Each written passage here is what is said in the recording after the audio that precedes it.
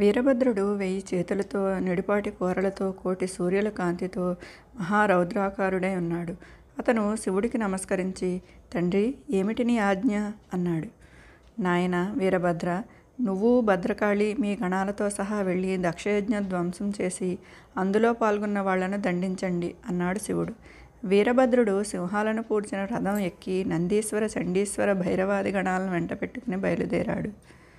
భద్రకాళి సింహాసనాన్ని ఎక్కి మహాకాళి, గౌరీ, కాత్యాయని, చాముండ మొదలైన మహాశక్తి గణాలను వెంటబెట్టుకుని బయలుదేరింది.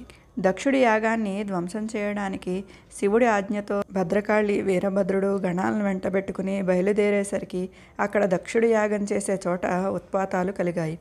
ఉల్కలు రాలాయి. రక్తవర్షం కురిసింది. ఆకాశం నుంచి పాములు, తేళ్లు, క్రిమికీటకాలు పడ్డాయి. యాగశాలలో ఉన్నవాళ్లు కొందరు దక్షుణ్ణి తిట్టారు. మరికొందరు ప్రాణాలకు వెరచి పారిపోయారు.